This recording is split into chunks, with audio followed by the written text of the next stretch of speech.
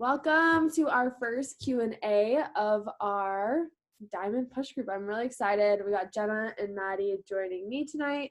I'm just going to be kind of like, mediating the whole thing, and I'll answer some questions too, and then I'll just ask Jenna and Maddie questions that I think they're strong suit on, and then some of them we can all answer just depending on like what the question is. Sound good? All right, let's just jump into this. So this question is going to Maddie. You ready? How do you change your mindset when you're feeling defeated? All right. So for this, last year, I feel like was just a big ass year of defeat and just a lot of struggle. So what has helped me, especially going into this year, is just being at peace with where you are right now in this moment. And just being like, you are exactly where you need to be. And I know that sounds so cliche and like you hear it all the time, but if you really, really think about it and think about everything that you've been through and all that, all of the defeat, all of the overwhelm, the stress, it has been there for a reason. And these are just little steps that you need to overcome so you can get to the next level. So when you come across like, feeling low in your self-confidence or just not feeling like, what are the words I'm looking for? Just feeling like confident in yourself, or you're just feeling just feeling a little defeated. Just know that these are all obstacles. These are all detours going in the right direction. Everything that you're going through right now in this moment is leading you to where you need to go. I think it was like Keisha Fitzgerald said this weekend at Super Weekend is to fall in love with the process. Don't fall in love with the end result. So each day, just keep pushing through it. And just what helps me is knowing that everybody is going through these struggles, but they're just, deciding to push through, let go of their limiting beliefs, and just be like badass boss bitches and just get shit done. So just know that your fears, everybody goes through those. And all of like your defeat, all that, everyone goes through that. But the people that are on top are the people that just decided to just overcome everything and to still push through no matter what. So we've all gone through all that kind of stuff. Love that. I agree. I don't know, Jenna, do you have anything to add? Are you good? I was typing it, but Keisha on her podcast, like I just listened to this morning, but she was just like, think about where you are right now, and like 2-3 year ago, like you were hoping to get to that spot and now you're there. So be grateful for where you are right now, and then like be grateful, be present, be happy with where you are, and then when you're ready to take that next step, then you can start looking towards that. Because otherwise, I feel like in this business, we get to a goal and we're like, okay, what's next? And we don't even stop and be thankful or be appreciative, like how far, like pat ourselves on the back for like actually getting to where we are. Yeah, and just think, to be a part of this group, you had to be an Emerald coach. You had to sign 2 coaches. And when you got started, you're like, how am I ever going to find one person, right? And you've done that. So what's the next right step? And just keep moving forward. Awesome. All right, next question. Jenna, how do you keep up with unfollowing people? Okay, so with the algorithm right now, I really do not mess with any of that kind of stuff. Like just because I don't want to get a chance to get blocked at all. But what I was doing, I'll show you. I would go to who I'm following, and then you can sort it. You can sort who you're following, and then I do whatever. I think it's like my earliest. Yeah, the earliest. So like I can see like who I first followed. So I'd go to the earliest. I always I never know which one it is. And then I would go through and kind of like unfollow those people, not like the people that I just followed. That's how I would do it. But right now, like I just feel like unfollowing people, like following and unfollowing people is really going to mess with your Instagram and your algorithm. And that's how you're going to like get thrown in Instagram jail or whatever. So do you think it's better to have an uneven amount? I think, so when I was at Tony Robbins, something like devil's advocate. So I'm just playing devil's advocate because I know someone would ask. Yeah, because I know that they said that. But when I was at Tony Robbins, Pitbull came and his first thing was like, everybody is so worried about how many followers they have, how many likes they have. And it was like, who cares about how many followers you have? Who cares about how many likes you have? Be a fucking leader.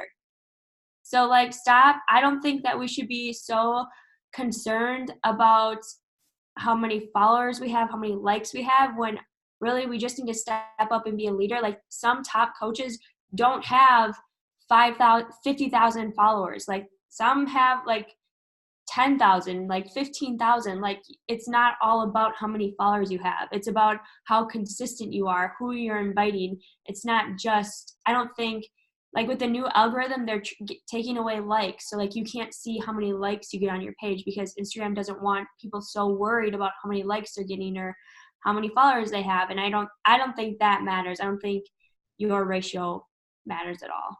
Okay, second part to that question, how do you stay consistent with growing your Instagram?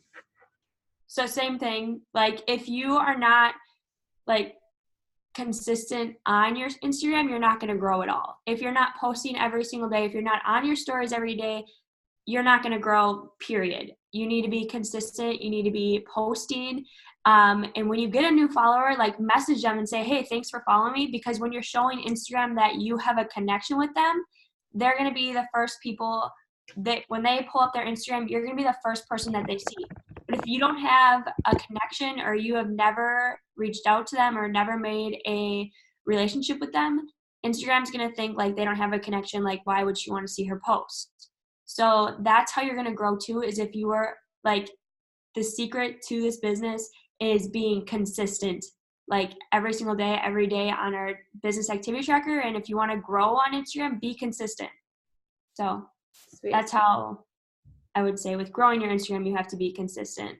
And if you guys have other questions while we're going through, put them in the chat and we can go back through. The next question I think we can all answer, and I'll start. What are your biggest challenges and how do you overcome them? I think my biggest challenge has to be like finding those people that I am willing to put my time and invest in them, because you're never going to find someone off the street that is like already knows all the ropes of Beachbody. That just doesn't happen because you're not taught this in school. This isn't something that you went to college for. So maybe you are a people person, that's going to help you. Maybe you have a little bit of a business background. Maybe that's going to help you a little, but you don't need that. But for me, it's not hand-holding. I used to handhold so much, and that literally I would just have these coaches end up quitting, and I was wasting my time on one person, putting all my eggs in one basket for it just to backfire in my face. And so that was one of my challenges for so long, is doing, just leading for other people instead of giving people the option to step up and lead themselves. And so I've just been able to do a lot of personal development, realize if I never give someone a role, sometimes people are never going to step into that, and you're never going to have leaders of leaders. And that's one of my daily affirmations. I want to have a team of leaders that are willing to do the work without me texting them, hey, jump on this call right now. So that was one of my biggest challenges that I've had to overcome in this business. And I still have that same problem. Maddie, do you want to go next? Yes. So for me, my biggest challenge with this business is definitely mindset and just confidence. For me, like, I went to school to be an elementary education teacher, and that's like literally all I ever wanted to do since I was a kid. So when I graduated and I couldn't get a job to like save my life and like all this stuff, I was just like so freaking defeated, and I didn't know like what to do. And then this opportunity came about, and I've like never took a freaking business class. Like literally all my classes were like coloring and like cutting shit. Like no lie. Like it was really fun. But like I never had to like do something on my own, because I also came from a family of teachers. So if I ever had a question, I just went to the source and they just helped me. So I've never had to do something independently as to grow a business. So what has helped me so much with this is just like diving into personal development, and I just have to fucking gas myself up every day. If I don't take time to like be my biggest cheerleader, like my mindset is like down the freaking drain. Also, like spirituality keeps me in check and really helps me with like all of the things. And I really do think when we look at like our challenge, or not our challenge tracker, our vital behavior sheet, we kind of overlook the personal development aspect, and mindset is just something that's going to take you so far. Like how Maddie was just saying, and how she has an affirmation that she says all the time about having leaders. Like you need to have affirmations like for yourself every single day.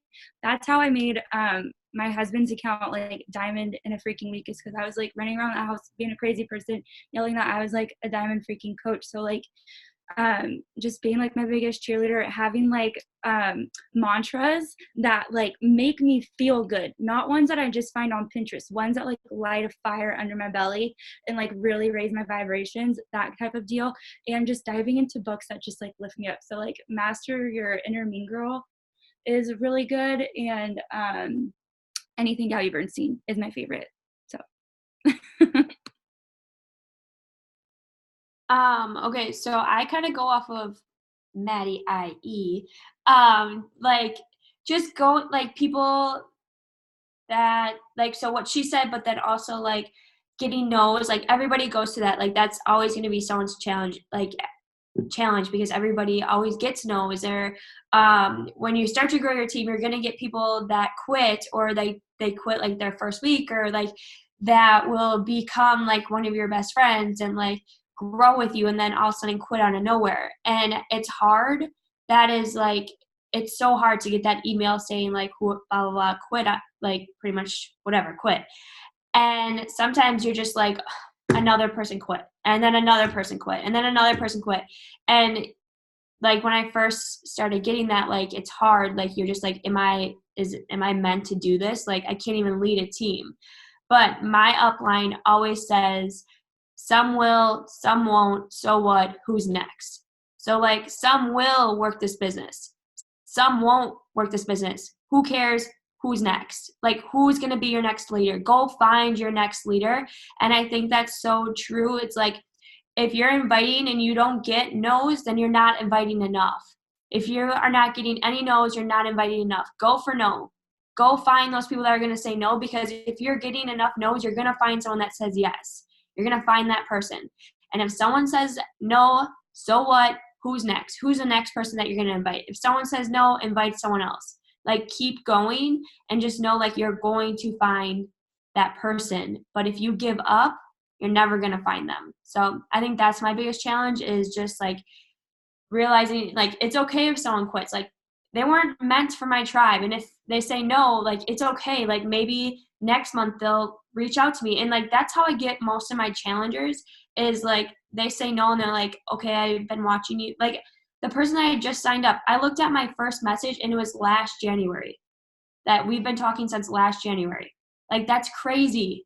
So, but if you stop showing up, that person that you might be talking to right now that's saying no to you, and you are like, whatever, I'm done, I can't do this, and you quit, but if like you'll never be able to help them. But if you don't, next January, you might change their life. So like go for no, and just don't give up when you get that cancellation or that no. So that's probably my biggest challenge. Yeah, I'm going to piggyback on Jenna really, really fast, because that was good. At Super Weekend this past weekend, something that Keisha said that really like helped me change my mindset with inviting and like no's, is that when you see people that are like Success Club legends, All-Star legends, like all this hitting high ass Success Club numbers, just know that with those numbers, they're also getting a lot of freaking no's. So seeing high numbers is a lot of no's, and they're just keep going and going and going. Love that. Okay, next question. I don't know who wants to take it, but I'll just say it, and then whoever wants to thinks of something can go. What do you tell yourself when you don't feel like showing up / inviting / posting? I can start this. Okay. Do I want to live with my parents forever? Like, think about the fucking situation that you're in and what this opportunity can provide for you. So there are a lot of days where I don't want to like show up and do the things, especially after I come home from working with my cousin. But at the end of the day, looking at all of these people like at the top and just seeing how they have like changed their lifestyles just because they decided to show up even on the hard days is what gets me going through. And also having like your vision board out right in front of you, just so you can see the goals that you are working towards every single day. Like when you write them down but you don't look at them, you kind of just forget about them in like the back of your head. So being able to see what you're actually working towards definitely helps keep me motivated and thinking about like my current situation and where this opportunity can take my situation to that next level is what helps me push through. I agree 100%. I don't think anyone on this call is probably at their most perfect life that they've ever dreamt of in their entire life, right? We're not the most perfect scenario and we want something more.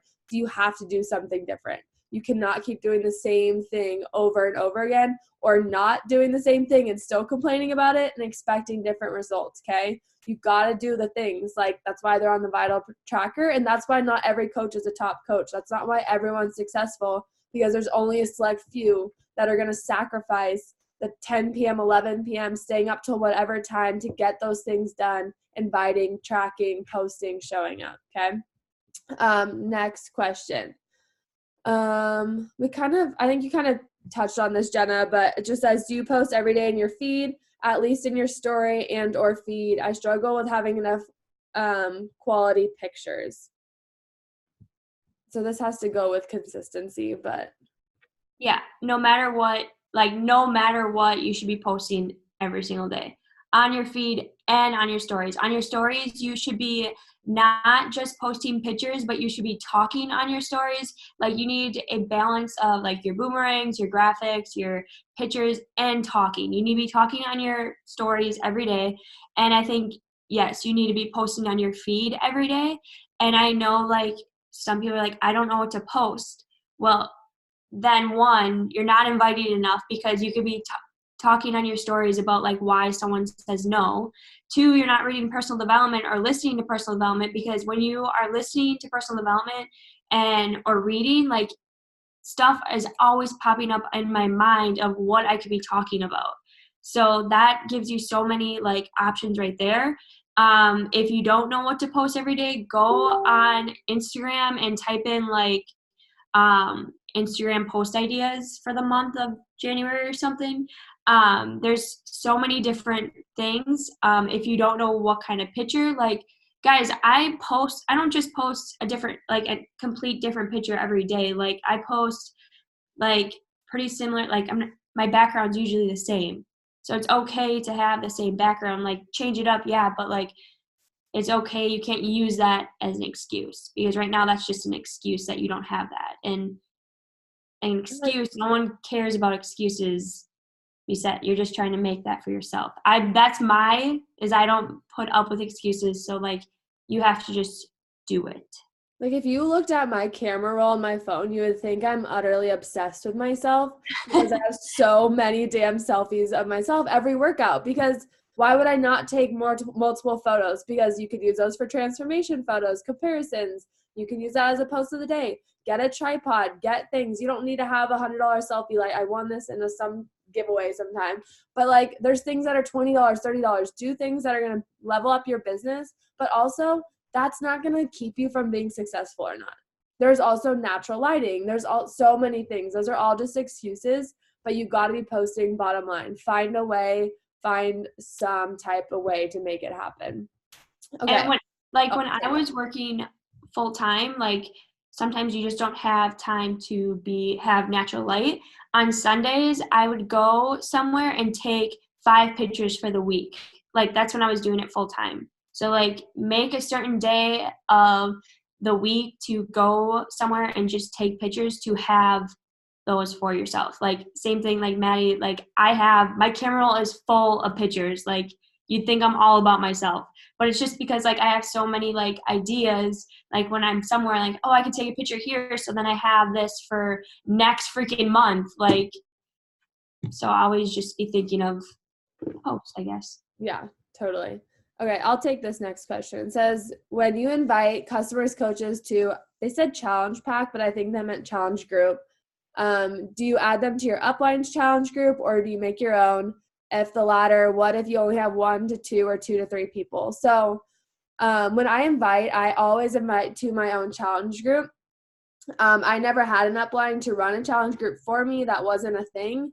But in the opposite side, I let my coaches join my challenge group because I pay to have my challenge group completely done by somebody, so I don't have to worry about that. And so they can invite to my challenge group. It's one less thing for them to worry about.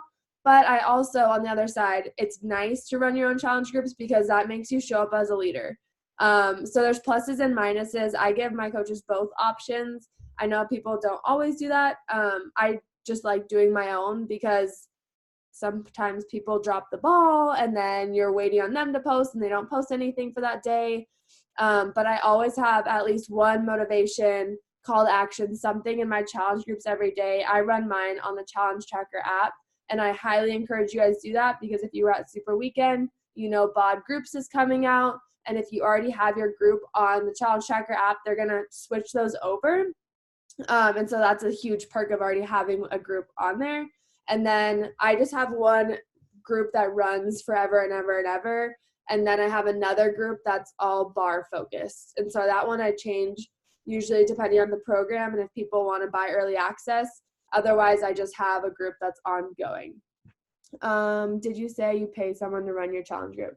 I don't pay someone to run it for me, but there's something called I can never say her name, the Mom Entrepreneur, something like that. I'll tell you guys later. But she has challenge group guides that I paid I think it was $120 for a year. And so every month she just gives you a new content and then I plug it into my group for myself. So she doesn't run it for me, but she creates all the content and then I just change it and make it my own. And then the graphics and everything are done. I'll let you guys know the name of that after. Mom, yeah, there you go. Yeah. See, it's hard to say. Is it odd to have one, two? No, I mean, you have to start somewhere. When I started, I had probably it was me, my mom, my sister, one girl, and then I think I maybe had one more person join in January. So there was 5 of us. And no one ever posted in the challenge group besides myself. It was super awkward crickets, but you have to start somewhere. When I started team calls, I literally would talk to my screen and a brick wall because no one joined my team calls when I started. I ran those for months, every single Monday with nobody joining my team calls. You have to start somewhere, in challenge groups or team calls or your team page, any of that. Okay. I think that's good on that question. Someone can answer this question. When you do freemiums, how do you transition those people into paying customers or coaches? Do you guys do freemiums? I just started implementing offering a freemium in invites yesterday. Yeah. But I mean, so let me see. I sent out 10 things for if people wanted a free 5-day gut health ebook thing. And I think I had 6 people reply back, which I thought was pretty good that I was able to send to them. But then I'll just follow back up with them in a week or next month or something like that and see how they liked it. Because right now too, what I'm starting to do is people that are saying no, I'm just saying oh, okay, blah blah blah, asking them their objection and then offering this freemium to them as well. But I know that Taylor is really freaking good at doing free groups and free stuff. So Taylor, if you want a button, feel free. But I don't know. I did a lot of free groups. In my first group I ever ran when I was a new coach, I signed up in October of 2017, and this was in November, was they just bought 5 servings of Shakeology, Shakeology sampler, and we did clean week. And I think I got $5 per person because that's what the commission came out to. But all those people ended up within the next year signing up with a challenge group or a challenge pack. So it wasn't right off the bat, not right after the 7-day week that they bought the challenge pack. But I kept following up. I'm hey, why don't you do a whole program? Why don't you try a program? And then it finally kind of happened. So I don't know. That probably wasn't great advice, but I don't really touch into freemiums too much. Hi guys. Okay, I'm Taylor. Sorry. But yeah, I do a monthly newsletter. So everybody that logs onto my landing page, I send that to their email. And then I do a weekly tip and Way Cool Wednesday is what I call it and all this stuff. And I've actually gotten so much response off that. So you just take the emails that they give you and in your Google Forms, and you can just send it all out at once. And I just put like what podcast I listened to that week, that kind of stuff. And then I'm running a free group at the end of January, so I'll let y'all know. Okay, thank you. Sweet. Thank you. We'll ask you then. Okay, next question. What is your process on following up? I sometimes forget to look back at my old list and follow up with people. Okay, so what I do is so I'll send like 58 invites a day, and whoever like responds at all, like I'll highlight it. And so like I'll do that like every day, and then today is Thursday, so whatever I highlighted on last Thursday, that's who I would follow up with. So I follow up with them a week later, and just would be like, hey, just wanted to follow up with you to see if you wanted any more information or something like super simple like that. But I always follow up like a week later. I don't know if anybody else.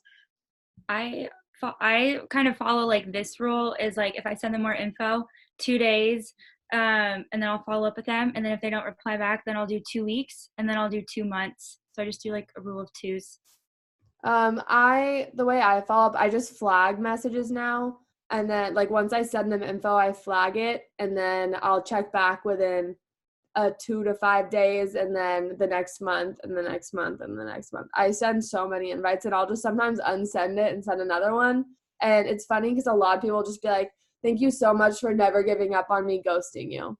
You know, like, and those are the messages where I'm like, dang, this is why I do what I do, instead of being like, oh my God, am I sending too many? Stop overthinking it. Because honestly, if they thought you were sending them too many, they would stop watching your stories, because I invite directly from my stories and people liking my posts, and they're still doing those things, so they're obviously curious. Okay, next question. How are you building connections with people but staying true to yourself? I don't want to be fake, but I want to connect with a bigger audience. Right now, what I've been doing that seems to be working really great is just going to like Instagram accounts that don't have like a lot of followers, or just like accounts that I really love, like their vibe or just like their aesthetic. So if I'm liking like their feel, then I kind of go through like their followers, like their comments. But what I do is I go to like the most recent picture, because I know that those accounts are like active and they're being used. And also if you go to like hashtags that, you know, you have like common interests with, like for me, like I love like hunting for seashells, so sometimes I'll type in like seashells or like, you know, something like that. And I've met some like dope ass people with like really good tips like for looking for shells or like things like that. So just try and like figure out like your vibe and like the fun quirks that make you you, and go to those accounts, and then you can like kind of find your tribe like that and just connect with people in that way. And don't feel like you need to be like, oh my God, like love your dog, like blah blah blah. Like that shit would piss me off. It's like, not trying to be mean, but like when Monet girls compliment my hair and then they ask me to sell it, I get like kind of sad, because I'm like, you don't give a shit about my hair, like, you know, like find your people that like the same weird stuff as like you, and just be real, just be you are your superpower. There's nobody else like you. So find the people that have the same interests as you. Agreed. Okay. How do you follow up with someone who just flat out says no? They don't want to who just flat out says no, they don't want to, without seeming like a pushy salesperson.